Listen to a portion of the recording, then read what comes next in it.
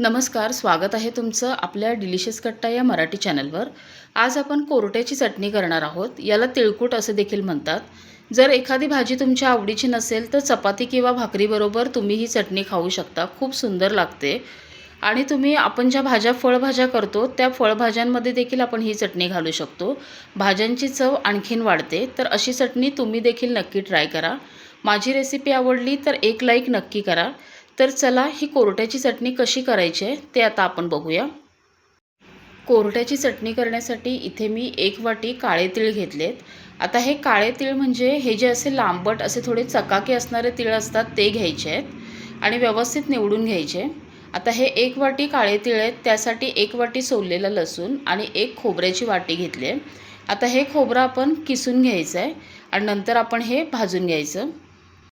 बाजूला गॅसवर कढई ठेवले, गॅस एकदम बारीक ठेवायचा आणि तीळ याच्यात घालून घ्यायचे। हे तीळ व्यवस्थित निवडायचे कारण याच्यामध्ये बारीक अशी माती असते, त्यामुळे व्यवस्थित स्वच्छ करून घ्यायचे। आणि लक्षात ठेवा हे लांबट तीळ आहेत, ते पांढरे तीळ असतात तसे चपटे नाही आहेत। आता याला बारीक गॅसवर थोडं कुरकुरीत होईपर्यंत आपल्याला भाजून घ्यायचं आहे। आता हे तीळ मी 2 मिनिटं बारीक गॅसवरती भाजून घेतलेत। असे तोंडात टाकले की कुरकुरीत लागतात। आता हे काढून घेऊया। आता मी खोबरंही किसून घेतलेलं तर तेही या कढईत घालायचं आणि बारीक गॅस करूनच याला थोडं रंग बदलेपर्यंत आपल्याला परतून घ्यायचं आहे। आता हे खोबरं थोडं रंग बदलेपर्यंत आपल्याला भाजायचं आहे। कारण काय होतं, जर खोबरं व्यवस्थित भाजलं नाही तर आपण ही कोरट्याची चटणी बरेच दिवस ठेवतो, मग त्याला खोबऱ्याचा कुबट वास येतो। त्यामुळे याला थोडंसं लालसर रंग येईपर्यंत आपल्याला हे खोबरं भाजून घ्यायचं आहे। आता इथे बघा खोबऱ्याचा रंग बदलला आहे आणि हे व्यवस्थित भाजलं आहे। आता हे खोबरं देखील मी काढून घेते आणि हे तीळ आणि खोबरं दोन्हीही वेगवेगळं आपल्याला थंड करून घ्यायचं आहे। आता हे तीळ आणि खोबरं मी व्यवस्थित थंड करून घेतलं आहे। आता एक मिक्सरचं भांडं घ्यायचं, त्याच्यात हे तीळ घालायचे आहेत आपल्याला आणि हे तीळ मिक्सरमध्ये फिरवून एकदम बारीक करून घ्यायचे आहेत। आता इथे मी तीळ व्यवस्थित बारीक करून घेतलेत, असं एकदम बारीक करायचं। आता एक मोठं ताट घ्यायचं, त्याच्यात हे आपण बारीक केलेलं तीळ जे आहेत ते घालून घ्यायचे। आता याच मिक्सरच्या भांड्यात खोबरं घालायचं आहे आणि खोबरं देखील आपल्याला एकदम बारीक वाटायचं आहे।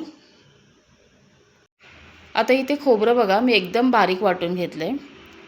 वाटताना तीळ आणि खोबरं एकदम बारीक करायचं, म्हणजे खाताना ते असं जाडसर लागत नाही।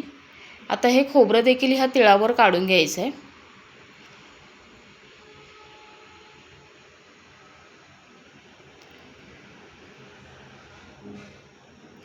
आता याच मिक्सरच्या भांड्यात लसूण घालायचा। लसूण थोडा नेहमी जास्त घालायचा, म्हणजे चटणीला छान खमंगपणा येतो। आणि लसूण बारीक करण्यासाठी इथे पोहे खाण्याचा अर्धा चमचा मीठ घालायचं आहे आणि हे लसूणही बारीक करायचं आहे। आता इथे लसूण देखील मी बारीक करून घेतला आहे, तो ह्या तिळावरती काढून घ्यायचा आहे।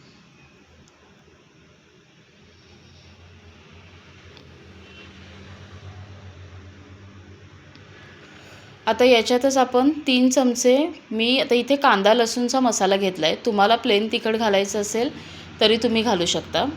आता 3 चमचे लाल तिखट, आता लसूण बारीक करताना अर्धा चमचा मीठ घातलं होतं, त्यामुळे आता परत मी अर्धा चमचा मीठ याच्यात घालते। मीठ तुम्ही अंदाज घेऊन घाला। आता हे सगळं आपल्याला हाताने मिक्स करून घ्यायचं आहे आणि हे असं मिक्स केल्यानंतर याच्यामध्ये मीठ चेक करायचं, जर कमी वाटलं तर परत आत्ताच मीठ घालून घ्यायचं।